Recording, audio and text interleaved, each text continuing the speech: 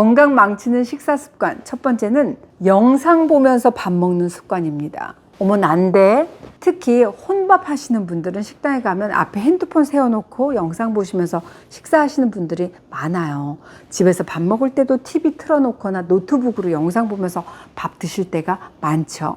가족들하고 밥 먹을 때도 드라마에 빠져갖고 숟가락 들고 있어, 이럴 때도 많습니다. 이렇게 영상에 몰두해서 식사를 하다 보면 가장 문제가 되는 게 바로 씹기입니다. 왜 우리가 어딘가에 딱 이게 몰두하다 보면 음식을 어때 대충 꿀꺽해서 그냥 삼켜버리고 그 다음 음식 집어넣고 그러지 않아요. 그런데 음식을 잘 씹는 활동 그 자체가 1차 소화 활동이라고 할 수 있습니다. 우리가 음식을 씹을 때 나오는 침에는 다량의 아밀라제라고 하는 효소가 포함되어 있는데 약 알칼리성을 띠고 있어서 음식물이 소화기관으로 이동할 때 산성의 정도를 적당히 낮춰줘서 속쓰림을 다스리고 염증을 줄여줍니다. 그러니까 침이 식도염, 위염, 위궤양의 위험을 낮춰주는 그런 역할을 하게 되는 거죠. 게다가 어때요? 저작 활동은 위에 신호를 보내서 위장 운동의 타이밍을 맞춰주는 역할도 하기 때문에 우리가 밥 먹을 때 무엇보다도 중요한 활동이라고 할 수 있습니다. 게다가 제대로 씹으면 당뇨 위험도 낮출 수가 있어요.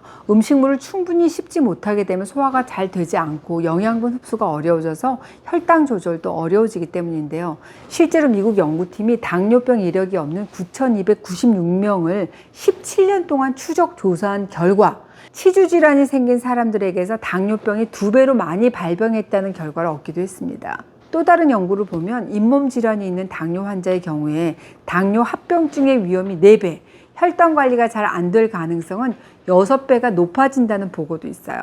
그러니까 내가 당뇨가 있다 그러면 구강 건강에 특히 주의가 필요합니다. 음식을 우리가 씹을 때 귀밑샘에서 분비되는 파로틴이라는 호르몬에 주목하실 필요가 있어요. 제가 입마름에서도 이 침의 중요성에 대해서 알려드렸는데 이 파로틴이라는 게 어떤 역할을 하냐, 혈관의 신축성을 높여주고 백혈구 기능을 활성화해서 혈압, 동맥경화에 효과적이고 면역력하고도 관련이 있고요. 또 뇌노화, 치매를 예방하는 데도 도움이 되는 물질입니다. 씹는 활동 그 자체가 뇌의 노화를 막는 굉장히 중요한 활동이구나 라는 거 이해되셨죠? 두 번째, 밥 빨리 먹는 습관입니다. 우리 해밀리님들 밥 한 끼 드시는데 시간 얼마나 걸리세요?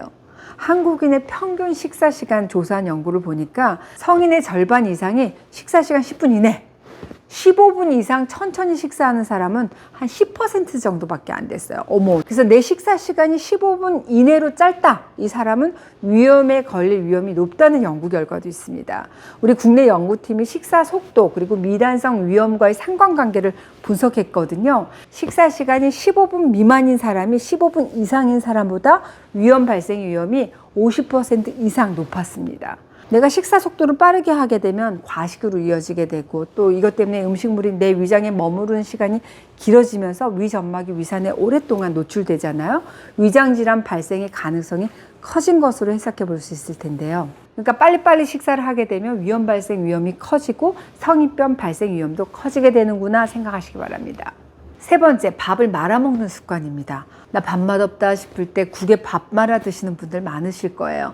요즘은 세대를 불문하고 국밥 좋아하시는 분들이 참 많아졌습니다. 저도 참 좋아하는데 이렇게 국물에 밥을 말아 먹는 습관, 나트륨 섭취량 늘리고 뜨거운 국물로 식도를 상하게 할 수 있고 소화장애를 유발할 수 있기 때문에 주의가 필요해요. 국은 기본적으로 좀 간이 센 편이잖아요. 근데 간이 셀 수밖에 없는 이유는 국물을 우리가 어떻게 해요?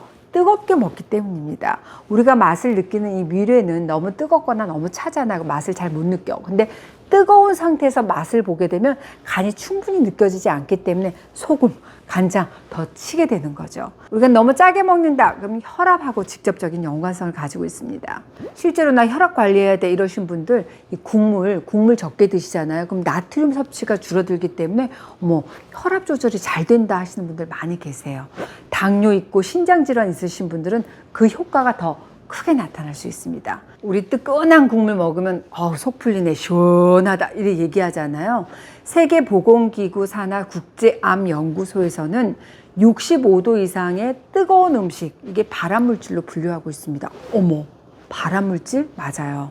뜨거운 음식의 열에 의해서 구강, 인두, 후두, 식도에 가벼운 화상을 입게 되는데 이 식도는 위장하고 달리 보호막이 없어. 그래서 외부 자극에 의해서 쉽게 손상되기가 쉽습니다. 뜨거운 음식이 식도를 지속적으로 자극하잖아요. 그러니까 세포가 반복적으로 손상을 입으면서 암 발생의 위험이 높아진 것으로 추정할 수 있겠죠. 그러니까 이 점막 손상이 계속 반복되면서 이거 재생하는 과정에서 돌연변이가 발생해서 식도암으로도 진행될 수 있다는 겁니다. 게다가 왠지 좀 뭔가 소화가 좀 잘 된다는 그런 느낌적인 느낌마저 듭니다. 그래서 소화장애가 있는 분들이 국물을 더 찾게 되는데 제대로 안 씹고 국물하고 함께 넘긴 탄수화물들이 위에 부담을 주고 소화장애를 유발하게 됩니다. 음식을 충분히 안 씹고 위장으로 넘기면 위장에서 더 많은 운동을 해야 되고 더 많은 양의 위산을 분비하게 됩니다. 이 습관이 반복되잖아요. 그럼 우리 위장도 쉽게 지쳐요. 위벽의 상처라든지 염증이 쉽게 발생하는 거죠. 그러니까 지금부터라도 국 따로 밥 따로의 원칙 꼭 지켜주시고 뜨거운 국은 반드시 식혀서 건더기부터 드시는 습관 기르시기 바랍니다. 네 번째, 물 대신 음료수 드시는 겁니다. 특히 배달 음식 드실 때 콜라, 사이다 찾으시는 분들 저 걱정 많이 됩니다. 대부분의 음료수에는 설탕이나 액상과당 들어있어요. 우리가 밥 먹어서 혈당 오르는데 여기서 음료수의 당까지 합해지면 그야말로 혈당이 무섭게 오르게 되죠. 음료는 이 고체 음식보다 당분이 혈액에 흡수되는 속도가 빠르잖아요. 그렇게 되면 인슐린이 대량으로 분비가 돼서 혈당을 재빠르게 저장시키려고 하겠죠.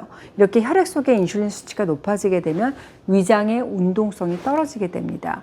특히 고인슐린 혈증이 지속되는 당뇨인들은 이 위장 운동이 제대로 되지 않은 경우도 많습니다. 조금만 먹어도 더부룩하고 헛배부로 가스가 많이 차는 증상을 경험했다 하는 분이라고 한다면 식사 때 음료수만큼은 정말 이렇게 좀 참아주셔야 됩니다. 그럼 제로칼로리 음료는 괜찮지, 김 원장? 좋지 않습니다.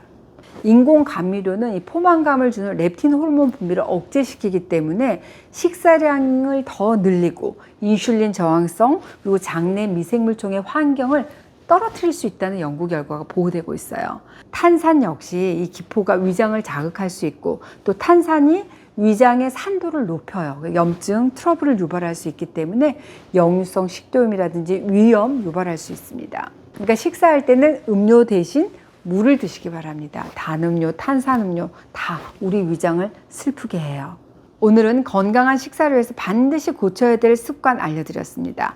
영상 보면서 제대로 씹지 않는 습관, 빨리 먹는 습관, 밥을 말아 먹는 습관, 물 말고 음료수를 곁들이는 습관인데 아무리 비싸고 좋은 음식 먹어도 이 습관들이 제대로 형성되지 않게 되면 그 음식은 맞아요. 영양가 없는 음식이 됩니다.